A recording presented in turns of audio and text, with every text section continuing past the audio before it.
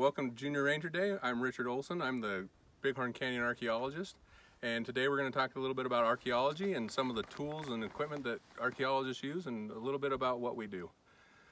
Archaeology is a subdiscipline of anthropology. Anthropology is the study of humans, and there's four subdisciplines of anthropology. There's archaeology, of course. There's cultural anthropology, and they study current lifeways.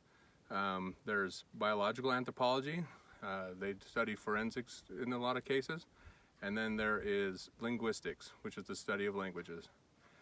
Today we're going to talk a little bit about the safety equipment and some of the equipment again. So one important thing is a rain jacket. Your rain jacket is pretty important. A lot of times weather comes in, especially here in the Bighorn Canyon. Weather comes in really fast, and so it's best to be prepared with a rain jacket. I like my Park Service rain jacket, nice and green. Water's pretty important, probably one of the most important things to have out here. I go through about 4 to 8 of these a day. So keep your water with you all the time. Another important thing is gloves. You never know when you're going to need them. Not necessarily when you're surveying, but a lot of times we're doing excavations and stuff, and those are important to keep from getting blisters and things like that. Here in Bighorn Canyon, we have 2 special safety things that we have to be aware of: bears and snakes. So we always carry bear spray, and we're always wearing snake gaiters when we're out doing work in archaeology out in the rec area. Some of the other things that we carry with us: we carry a GPS unit.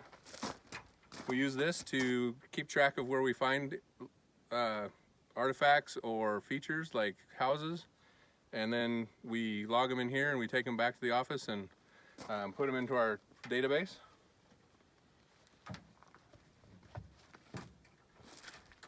Two very, very important things that we carry with us are a map and a compass.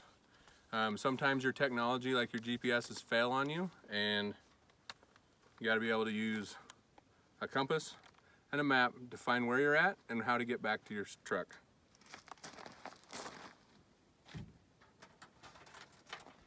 When we're out there and we find something, we usually use these flags. Different colors mean different things depending on where you're working, and you use them to identify artifacts and features, and then we take that data and we use our GPS again and log it.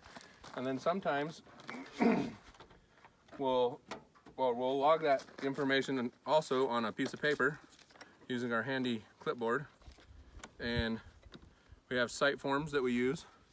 And then when we do that, we also have to take pictures. So as part of that, got to have a camera. And we have this, which is called a photo scale and north arrow. So these are in centimeters, and it lets us show how big an item is. And then we use the north arrow so that we can leave it in place. We don't pick it up, and we leave it in place, and we point that to the north, and we take a picture. And then, yeah.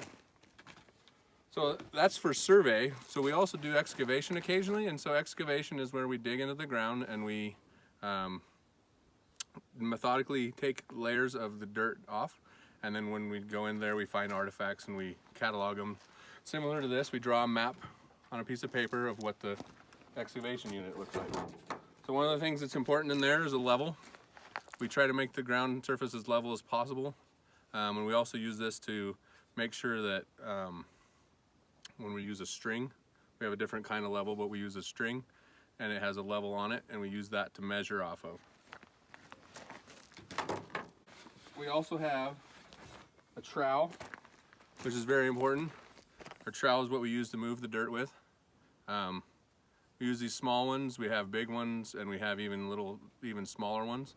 And we also use brushes. Sometimes you really need to get into fine details and don't want to disturb something, so you'll use a brush to excavate. And sometimes you just plain old run into a rock. And when you run into a rock and you know it's just a rock and it's too big to move by hand, sometimes you have to break it. And so you'll take this here rock hammer and break it so you don't disturb the area of your thing. But we try to leave as much intact as possible. And then when you're doing all that, you have these lovely color charts here. And so we get to play with color charts, so knowing how to use crayons. Just kidding. We use these color charts to tell what color the dirt is that we are at, and so that we can distinguish it between other dirt as the layers change, and that helps us to understand sediment deposition. And then to carry all this stuff, especially this stuff over here, you got to have a good backpack. And so I like this bigger backpack here. Fits a lot of stuff, fits all my water and all my safety gear. And we pack it all up, throw it on our back, and head out into the great beyond. And that's it for archaeology. Have a great Junior Ranger Day, and we'll see you next time you're in the park.